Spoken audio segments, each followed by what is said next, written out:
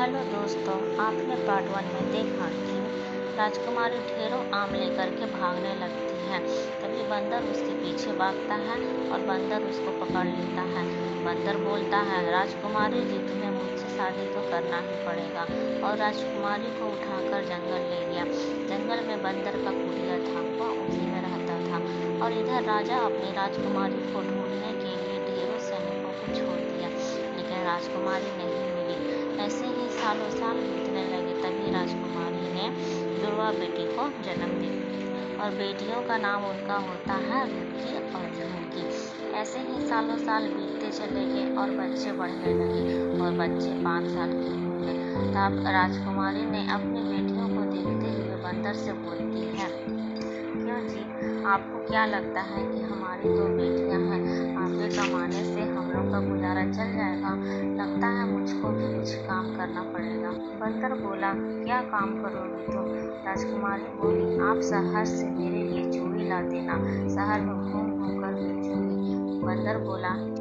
वैसे ही बंदर सुबह शहर जाकर चूड़ी ले आता है। फिर राजकुमारी खाना पीना बना खाकर उन बच्चों को खिलाकर चूड़ी बेचने शहर चली जाती है। ऐसे ही राजकुमारी रोज करती रही और घूमते घूमते सिंगापुर में एक दिन पहुंच गई। तभी उसका भाई का नजर राजकुमारी पर पड़ा और राजकुमार दौड़ता भागा राजकुमारी के पास गया, फिर रोने लगा। राजकुमारी अपने भाई को देखकर भी रोने लगी और रोती रही। तभी राजकुमार ने उसको चुप कराया और पूछा, ये क्या है बहन? राजकुमारी ने अपनी पूरी कहानी सुना दी।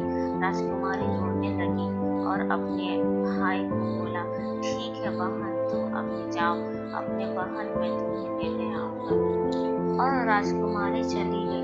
सुबह में जब बंदर काम करने चला गया तो उसका भाई आ गया और बोला, बहन मैं तुमको ले जाने आया हूँ।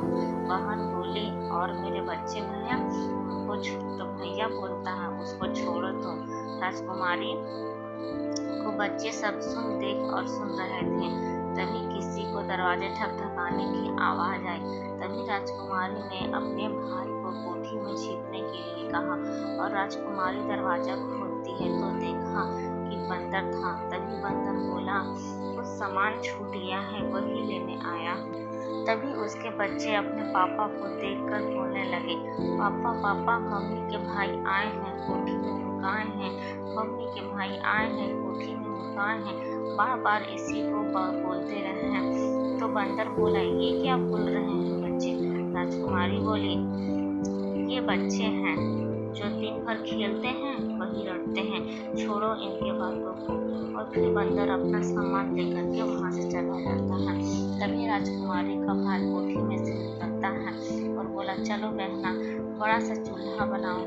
दोनों भाई बहन मिलकर बड़ा सा चूल्हा बनाते हैं और उसमें ढेरों कोयला डालकर कोयला को जला देते हैं और उस पर बड़ा सा कढ़ाई जलाया और ढेरों तेल डाला। तेल को बहुत तेज गर्म किया और दोनों बच्चों का गर्दन काट कर ऊपर लटका दिया। उनके खून की बूंदें गर्म तेल में पड़ती तो छन छन की आवाज आती। फिर दोनों भाई बहन खिड़की से कूदकर भाग जाते हैं। फिर शाम होने को आता है तो बंदर आता है और दरवाजा खटखटाता है। नहीं सुनने पर बंदर जोर जोर से आवाज देने लगता है, राजकुमारी दरवाजा खोलो, राजकुमारी दरवाजा खोलो। दरवाजा नहीं खुलने पर खिड़की की तरफ जाता है।